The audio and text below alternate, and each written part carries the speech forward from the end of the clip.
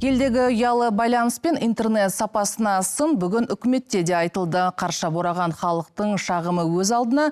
Осы мәселе көтерілген үкіметтің бүгінгі жиынында тіпті премьер-министрдің өзі аймақтармен байланыс алмай қалды. Олжас Бектенов бұл жолы цифрлық даму министріне проблеманы шешуге 3 ай уақыт берді. Бағасы еселеп өссе де, елде интернет сапасы неге нашар? Бұл сұрақтың жауабын үкіметте іздеп отырғанда, Ақтөбе әкімі жиынға қашықтан қосылуы тиіс сәтте интернет ұятқа қалдырды. Асхат Берлешұлы, естілмейді.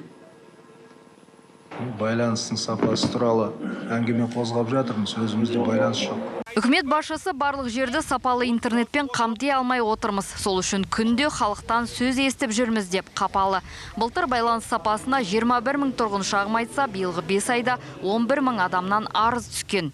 Мәселе тек шалғай елді мекендерде интернеттің нашар болуында ғана емес, қалаларда да мобильді байланыс пен интернет сигналының көңілден шықпауы байқалады.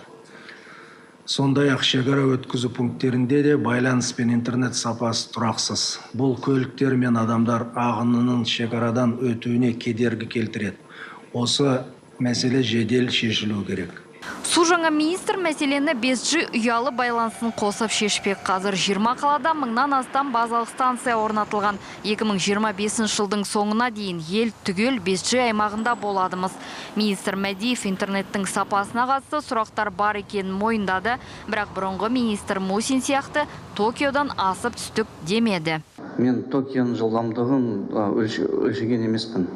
Маған ең маңыздысы біздің осы Қазақстанда интернет жақсы болуына мен сол үшін жұмыс істеймін. Мәдиев катарлықтарға сатылған Алтел Теле2 компаниясының құнын да айтты. Инвесторлар оны $1 миллиард сатып алған. Ал Илон Масктың интернетін елде әзірше тек мектептер қолданады. Starlink'тің бір құралының құны $2,5 мың. Мектептер бұл интернет үшін айына 140 мың теңге төлейді. Қазір Маңғыстау мен Қызылорда облыстарынан басқа аймақтарда 1400-ден астам білім ордасы Starlink'пен жабдықталыпты.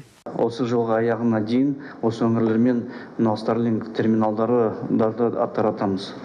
Мектептер алады осы жылдың аяғына дейін.